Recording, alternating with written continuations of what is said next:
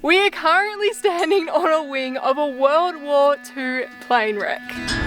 But we had a bit of a wild sail here, so before we show you around here, stay tuned, we will show you around this thing. Engine used to go here, no longer an engine there. World War II, tough times, maybe they came back for the engine but not the boys, we'll find out. But we want to show you the sail first. It was absolutely just mind-blowing. We were doing 11 knots. I wouldn't have thought it possible, but we were just doing 11 knots on a 10-meter sailboat. And the water here just boils, like literally boils with tide. This is some of the most exciting sailing we've ever done. And, well, it's the first aeroplane crash I've ever looked at too. So, epic episode ahead, guys. This is... Oh, my shadow scared me.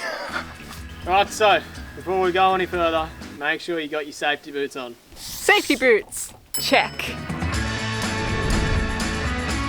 We're currently in the Kimberley, a land of crocs. There it is. Holy.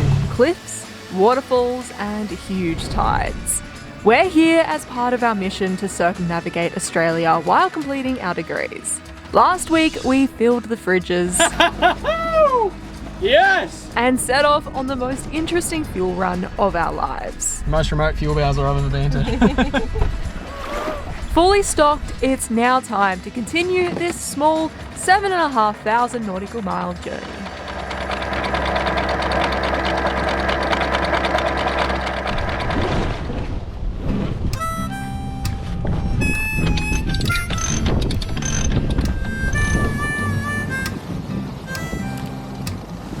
Good morning! Another day of being on the road. Got a goose wing set up for the moment. A couple of passages today that we need the tide to be right for, and maybe even a plane wreck. We're excited about this plane wreck. I've always had an interest in like World War II history, and Soph has a strange obsession with like the TV show Air Crash Investigations. Just half an hour after takeoff, disaster strikes. With me. I rely on God. The pilot and co-pilot struggle desperately for control of their aircraft. Or just like plane crashes in general. Sometimes she'll be like, do you reckon that one's going down? So I think she's really excited to see the plane wreck. Yeah!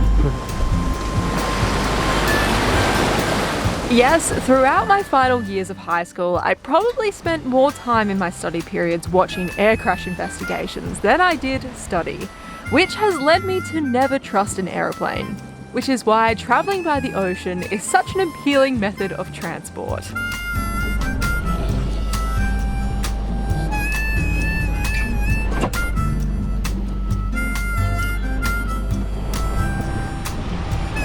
Sea state's really like sharp, short, as we're sort of approaching this little passage. We're still getting familiar with these Kimberley waters. Cruising through this region, there is definitely no room to set and forget, as you're often weaving through passages, dodging reefs and rocks. So already, only 3 hours into our morning sail, we have goose-winged, jibed and now jibed again. The Kimberley is determined to keep you on your toes, and it sure does achieve that in many more ways than just one. Croc! I just said to Soph, keep your limbs in the water, babe. Keep your limbs in the water. Keep your limbs in the boat. There's a resident croc around here.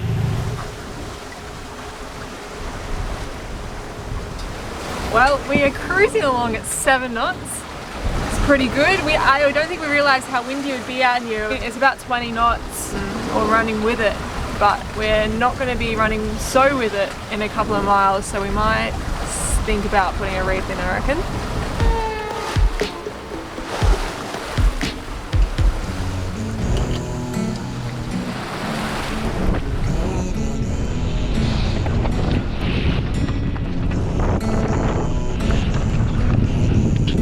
You're on.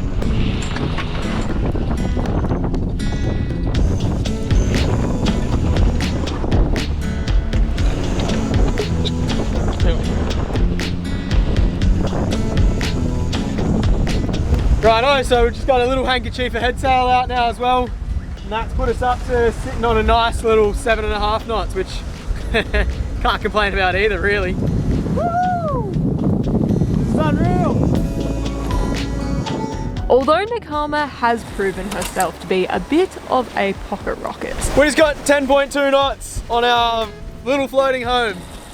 If you work the tides right up here, you'll find yourself absolutely flying. Right now we have about 1 to 2 knots of tidal assist, which is a good sign because we have another passage to squeeze between. This one is a little tighter and the current can reach 9 knots at times. Oh my god, look at this water! Oh my. You can imagine that when the wind's against the tide, it would get ugly. But luckily, although it is 20 knots, it's working with the current tidal flow. 8.8 knots right now. 8.8 knots. And we've got a reef in the main and about half a handkerchief of head sail out. And the water is bubbling to our starboard side. It's not, like literally just looks like it's boiling. Happy we got the tide right, and I tell you what, you wouldn't want to get it wrong.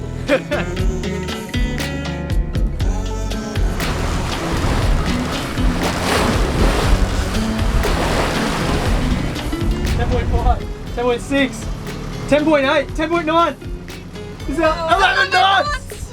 What? Oh my god, look at the water here. I wouldn't have thought it possible, but we were just doing 11 knots on a 10-meter sailboat. This is insane. This is like no sailing I've ever done before. What a weird place. Is 11 knots our new land speed record? Yeah. No. Imagine how fast we could go on water.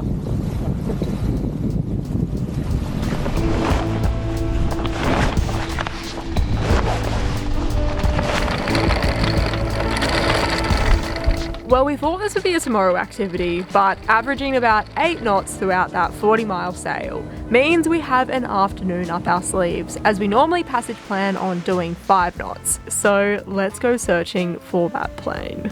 So we're looking for this plane wreck. Apparently there's a salt flat on the other side of these dunes. Rumour has it the pilot lost navigation, had to go in for a crash landing, and I guess he spotted this mud flat, or a salt flat, mind you. So we'll trek on up and see if we can find, there's the salt flat out there, see if we can figure out where his plane went down. I've just spotted the plane through the trees. It's quite surreal just seeing a front of the plane where we are right now. This is... Oh, my shadow scared me. I was like in the bushes and then I saw my shadow, I thought it was something. Whoa, this is insane. This is crazy. Beautiful bush.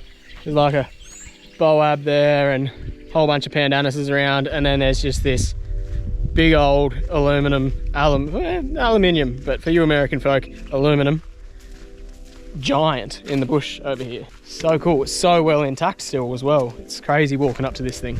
Can't wait to explore it. This is my first plane crash I've ever seen. Gotta say, doesn't disappoint. Does not disappoint, does it? Oh, out. She good plane? Sturdy? Yeah, she's good, she's good to go. It's massive. How sick, Soph. Oh, look at that big gash. Like the tree went through there. It's like a dinosaur claw. Holy.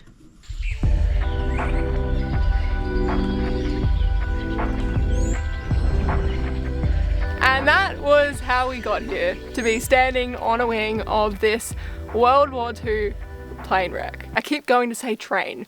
It's not a train, it's a plane.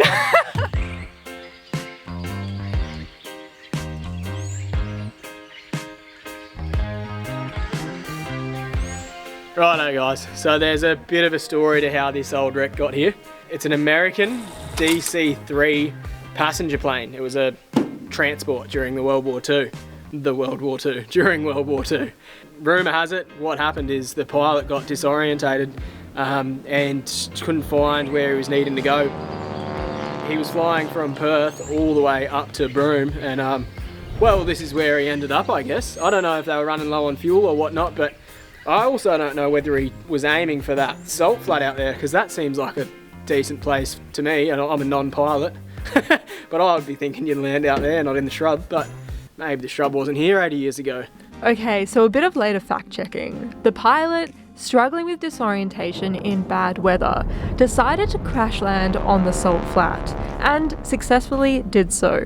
However, the aircraft continued to slide its way to where it finally came to a stop here in the bushes that border the salt flat. Another really cool fact about the story though, is while I'm critiquing his landing, they did get away. All the pilot and all the crew survived, which is really cool. A casualty of the war, but it wasn't shot down. It's quite intact being aluminium.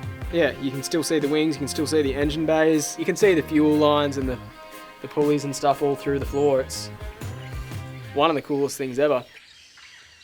This plane came to rest in 1942, and yep, despite years of bushfires and storms battering the wreck, it's still in pretty good condition. It probably won't be taking off anytime soon or anything, but we see a potential business opportunity. What we're going to do is we're just going to grab some blankets and stuff like that off Nakama, and we're just going to unique stay, you could call it. We're going to bush camp here for a bit. Should we Airbnb it out? I could Airbnb it, 100%. Remote stays or something like that. First wing here, upside down. It's been flipped at some point. Probably something to do with the crash. Engine used to go here. No longer an engine there. World War II, tough times. Maybe they came back for the engine, but not the boys. We'll find out. Anyway, come this way. Got a couple windows. So if you're staying with us at the hotel for a couple $100 extra a night, you can get a room with a balcony, a wing balcony, and a window. Here we've got our skylight accommodation. You pay extra for this too. It's just like camping, except you're in a plane. Come back this way, we've got our emergency exit seating. You get a bit of extra legroom in this one, but you're up the back of the plane here, so you got the crying babies. We'll come further down here. All right, guys, we're really getting to the tail end of the tour here, but this one is for your lanky folk. If you need a bit of extra headroom, if you're like Sophie, then you can come up here. Tail's still in really good nick. Couple bullet holes, but like, don't worry about it. It's good for airflow.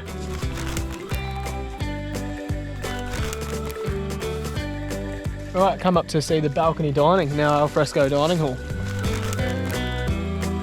Got ramp access here to the alfresco dining hall. But yeah, this is alfresco dining. Diving board out here to the pool. Although you could probably make this into some really, really cool accommodation. Like, really cool. I feel like it wouldn't take long either. You've already got the structure. Yeah, it's super cool. I can't believe that this thing's just laying here, really. It's quite remarkable. I mean, if people didn't make it, this whole site would have had a really different feel to it. But knowing that everyone made it, it's kind of like, I don't know, it's pretty remarkable.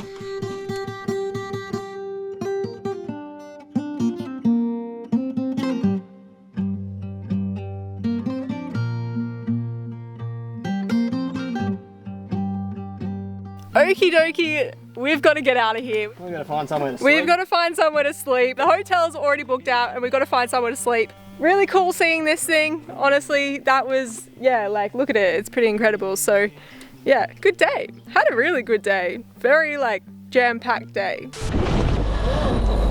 You're on. 10.9. 11 knots. What? My... But we must move on. Let's go. Always is a good sign when you come back from a little expedition that your boat's still here. Just got to find the mini boat. Just hopefully the secondary boat's all good. You found her? Found her. God, man, Eddie, like, it's always there, but I always just get so anxious. Most days here, the afternoon sea breeze will turn northerly, making this anchorage not so great for an overnight stay. Hence the reason we need to move on. Alright, we're on the move again. We just upped anchor and we're just pottering over to another island called Jar Island. How many jars can a jar island? Right, well, we're just about to find out. Change of plans. Apparently Jar Island isn't so good for a night anchorage, so we're instead going to Low Island. Every region of coast seems to have a Low Isles. And we've never been disappointed by our Low Isles either. It's like they ran out of names to call low, flat-lying islands.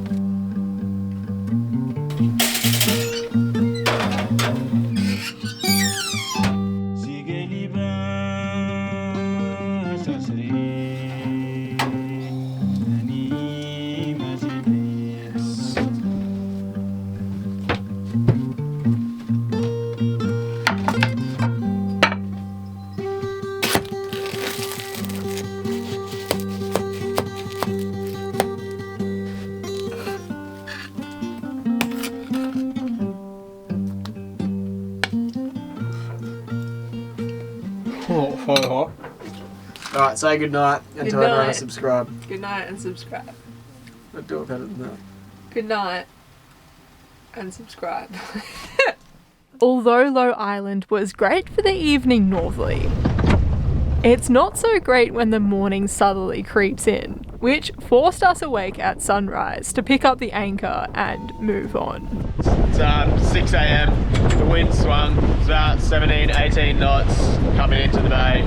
So we are motoring across the pond, across the bay to, I think it's called Maya Cove. Maya Cove turns out to be home to many an elusive animal. You're kidding. You're kidding. Honestly, you gotta be joking me. There's a little pot of dolphins just here straight away. I think I might have scared him. Damn. Croc on this beach up here, big croc. Big, just going in the water. But not much more action happens here. Not the result we were hoping for. Try again tomorrow. But tune in next week. We finally get to investigate just how many jars are on Jar Island. We found a pretty big cave, so it's pretty promising. And discover some new freshwater swimming holes. This is like a beautiful little swimming hole. We'll see you then. But if you want to see what the water looks like, just go flick your kettle on and open it up and have a look inside. That's how you can really live the experience. Feel like you're here with us.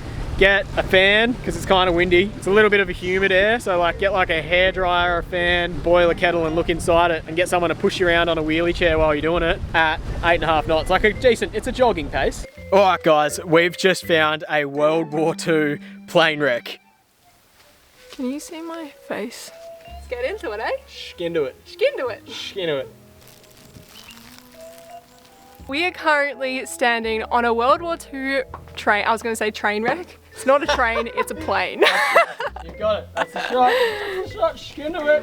Can you imagine sitting up in here, coming in for a crash landing? Like the view from inside this thing, it wouldn't have been a fun thought.